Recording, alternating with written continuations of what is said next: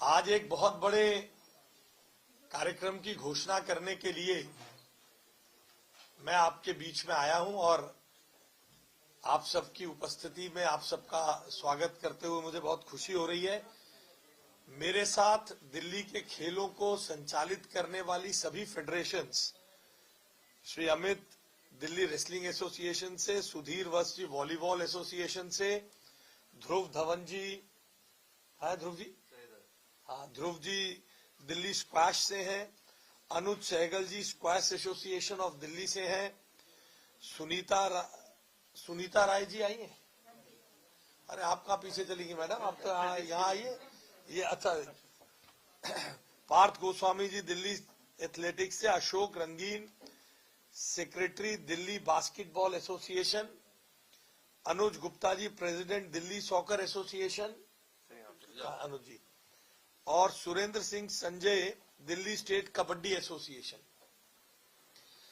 इन सबका सहयोग लेते हुए दिल्ली को भविष्य की खेलों की राजधानी बनाने के लिए जो पिछले कई वर्षों से दिल्ली में खेल और युवा निग्लेक्टेड थे, उसको वापस रिवाइव करने के लिए इन सभी federations, kabaddi federation, football federation, athletics federation, wrestling federation, basketball, volleyball, squash federation और बाकी अन्य फेडरेशनों का भी मैं आभार व्यक्त करता हूं। पिछले 5 साल से एसोसिएशंस, मैं माफी चाहता हूं, एसोसिएशंस का मैं आभार व्यक्त करता हूं। पिछले 4-5 वर्षों से लगातार खेल और युवा निग्लेक्टेड थे। आपको जानकर हैरानी होगी, बहुत बड़ी बड़ी बातें करने वाली सरकारों के दौर में 2021-22 में 60 करोड़ रुपए राज्य के खेलों का बजट था। 2022-23 में घटकर 41 करोड़ हो गया, 23-24 में घटकर 26 करोड़ हो गया, 24-25 में 26 करोड़ था, 25-26 में मुख्यमंत्री श्रीमती रेखा गुप्ता जी के नेतृत्व में हमारे खेल एवं युवा मंत्रालय ने 76 करोड़ रुपए के बजट से दिल्ली के खेलों को पुनरुत्थान करने के लिए कार्रवाई की है। आपको यह भी जानकर हैरानी होगी कि पिछले वर्षों में केजरीवाल सरकार डेलिबरेटली रिफ्यूज करती थी यूथ एक्टिविटी, यूथ फेस्टिवल और नेशनल इंटीग्रेशन प्रोग्राम में युवाओं की भागीदारी का, क्योंकि यह अधिकांश कार्यक्रम केंद्र सरकार आयोजित करती थी। 66वें school national game, 66th national school games में उस समय की एजुकेशन मिनिस्टर ने चीफ गेस्ट बनने से इनकार कर दिया था और साथ ही साथ डायरेक्टर, डिप्टी डायरेक्टर्स को आदेश दिया था, अगर कोई गया तो मुझसे बुरा कोई नहीं होगा। और उस समय देन डिप्टी डायरेक्टर स्पोर्ट्स जो है, डायरेक्टर और सेक्रेटरी एजुकेशन को हिदायत दी गई थी पार्टिसिपेट नहीं करोगे, तब डिप्टी डायरेक्टर एसोसिएशन ने चीफ गेस्ट बनके खेल Delhi national school games Delhi में कराए थे। और पॉलिटिकल रेजिस्टेंस के कारण डायरेक्टोरेट ऑफ एजुकेशन को स्टेट लेवल पे यूथ फेस्टिवल बंद कमरों में आयोजित किए जाने पड़े थे, क्योंकि केंद्र सरकार का उसके साथ सहभाग था।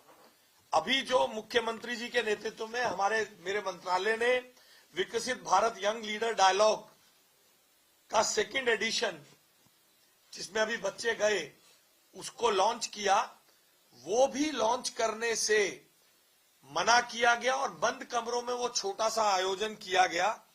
इस प्रकार से खेलों के साथ दुर्व्यवहार करते हुए युवा और खेल मामलों का जो ये मंत्रालय है, और लंबी बात है, मैं ज्यादा इसमें कैसे खिलाड़ियों को जो बाहर से खेलने आते थे उनको पहले होटल्स में रुकवाया जाता था, उनको डॉर्मेट्रीज में, बिल्कुल स्टेडियम्स में दरियों पर सुलाने की व्यवस्था, ऐसे बहुत सारी उपेक्षा की गई, खेलों की निग्लेक्ट किया गया। हमारी सरकार ने मुख्यमंत्री जी के नेतृत्व में दिल्ली खेल महाकुंभ 13 अप्रैल को, जिसका उद्घाटन किया जाएगा, मुख्यमंत्री जी द्वारा, और अभी शुरुआती दौर में 7 खेलों के साथ kabaddi, football, athletics, wrestling, basketball, volleyball और स्क्वैश, ऐसे 7 खेलों के 20,000 से ज्यादा खिलाड़ियों को खेलने का अवसर देकर, यह शुरुआती दौर है। जैसे जैसे इसमें और कार्रवाई बढ़ाई जाएगी तो उसको और तेज, और नंबर्स इसमें बढ़ेंगे।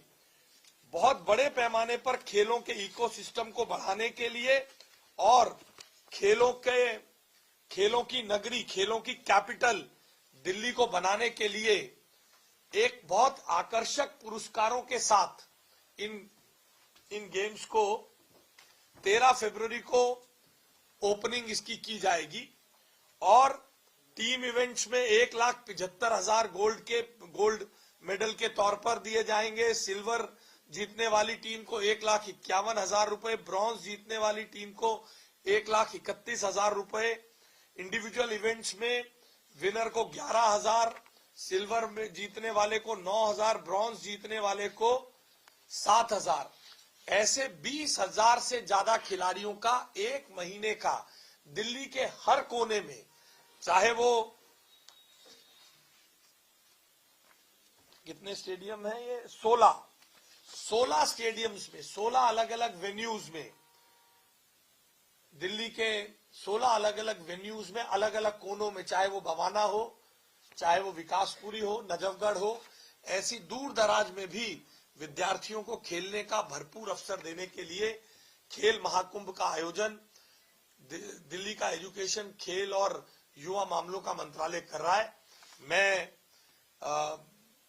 आप सबको भी निवेदन करता हूं कि पिछले 5 वर्षों से, 6 वर्षों से जो खेल और युवा जिस प्रकार से उपेक्षित किए जा रहे थे, उनमें एक नई जान भरने के लिए, दिल्ली को स्पोर्ट्स कैपिटल बनाने के लिए हमने ये इवेंट शुरू किया है। ऐसे हमारे नौजवान खिलाड़ियों को प्रोत्साहित करने में आप भी हमारा सहयोग करें। इसका एक मैस्कट भी आज हम लॉन्च करेंगे और 13 तारीख को मुख्यमंत्री जी द्वारा इसकी ओपनिंग की जाएगी। आप सबको मैं आमंत्रित करता हूं अलग अलग स्टेडियम्स में हमारे साथ इस जर्नी में, और हमारे इस मैस्कट को लाओ मैस्कट को लाओ। ये दिल्ली खेल महाकुंभ का मास्कट, आइए। रणवीर, ये रणवीर है, ये खेल उधर घूमिए, रणवीर, हाँ, यस।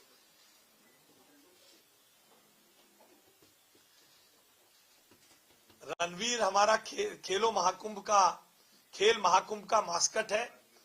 इसी तरह से हमारे वीर खिलाड़ी, आइए पीछे, आइए थोड़ा पीछे लाइए, आगे लाइए, बस मेरी तरफ लाओ, आइए, हाथ में लाइए, उधर नीचे आप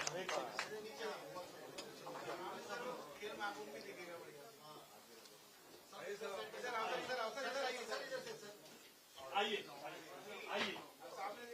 सामने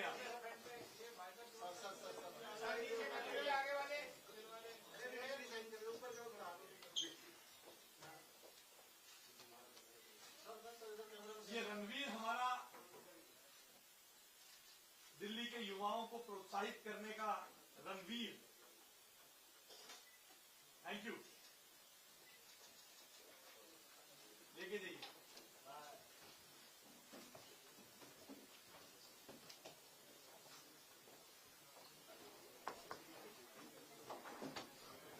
आइए,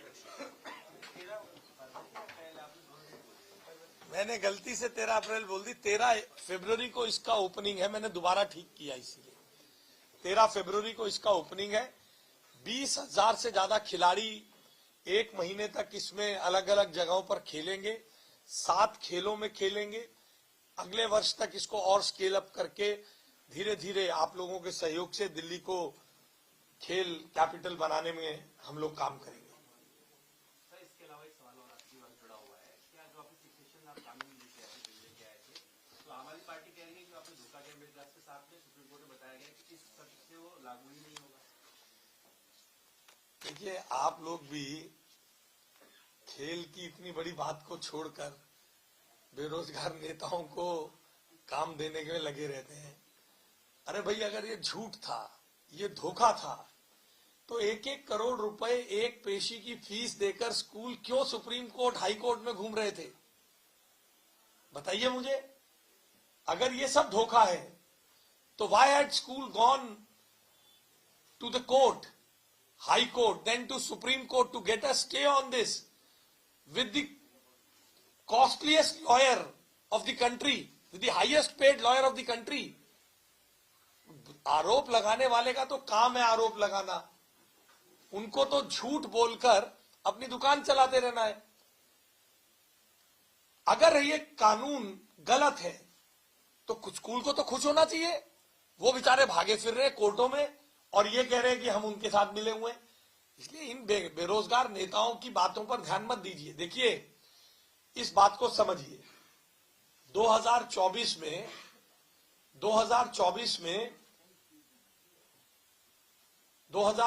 में तत्कालीन सरकार हाई कोर्ट में मॉडर्न स्कूल वाले केस में जो रिलीफ मिली हुई थी, सुप्रीम कोर्ट जो हमें मिली हुई थी रिलीफ, उसको हार गई। केवल 300 स्कूलों को रेगुलेट करते थे गवर्नमेंट लैंड वाले, उन पर भी रोक लग गई कि आप फीस बढ़ाने और घटाने में कुछ कार्रवाई नहीं कर सकते। हम 20 फरवरी को आए, आप क्या उम्मीद करते हैं 22 फरवरी को कानून बना देते? बताइए। जब तक हम बजट पास करके फ्री हुए तो पिछली सरकारें जो रिलीफ खो आई थी हाई कोर्ट में, उसके कारण कुछ स्कूल्स ने फीस बढ़ा दी। तो सरकार ने हिम्मत दिखाई। मार्च 2024 में केस हारे थे, पूरे 2024 में सुप्रीम कोर्ट में उसको लड़कर उसको जीतने का काम नहीं किया। हमारे पास भी ये ऑप्शन थी कि हम भी सुप्रीम कोर्ट में लड़ते रहते, मगर हम दिल्ली के पेरेंट्स को और बच्चों को पूरी रिलीफ देने के लिए पक्षधर थे। इसलिए हम एक कठोर कानून लाए, जिसके कारण आज स्कूल की मैनेजमेंट भागी भागी करोड़ों रुपए फीस भर के इस कानून को रुकवाने के लिए वहां है। आज कोर्ट में हमारी जीत हुई है और ये जीत दिल्ली के पेरेंट्स की जीत है। डिफिकल्टी रिमूवल ऑर्डर हमने निकाला, कोर्ट ने कहा बढ़िया एक्ट है और नई फीस SLFRC से पास कराए बिना स्कूल लगा नहीं सकते। दिल्ली के पेरेंट्स को जो रोकने की कोशिश की गई थी आम आदमी पार्टी के द्वारा, आम आदमी पार्टी प्रायोजित केसेस के द्वारा सुप्रीम कोर्ट में जो इस एक्ट को रोकने की कोशिश की गई थी, डीरेल करने की कोशिश की गई थी, अब पेरेंट्स की उपस्थिति में स्कूल लेवल फी फिक्सेशन कमेटी बनाना स्कूल्स की बाध्यता हो जाएगी। स्कूल तो चाहते थे ये किसी तरह रुक जाए। आज हमारे, आप लोगों के शायद ध्यान में निकला नहीं, छुट्टी के दिन थे, 1 फरवरी को एक गजट नोटिफिकेशन हुआ है। उस गजट नोटिफिकेशन में भी पावर्स टू रिमूव डिफिकल्टी के अंतर्गत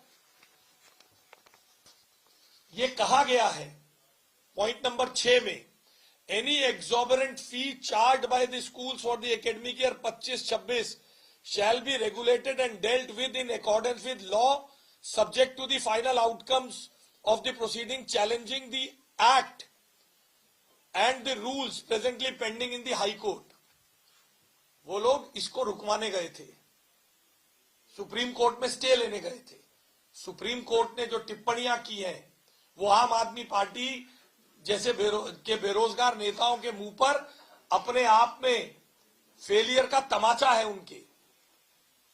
सुप्रीम कोर्ट का ये कहना एक अच्छा एक्ट है, सुप्रीम कोर्ट का कहना कि हम इसके पक्ष में हैं, सुप्रीम कोर्ट का ये कहना कि जाइए हाई कोर्ट में जाइए, ये अपने आप में बताता है।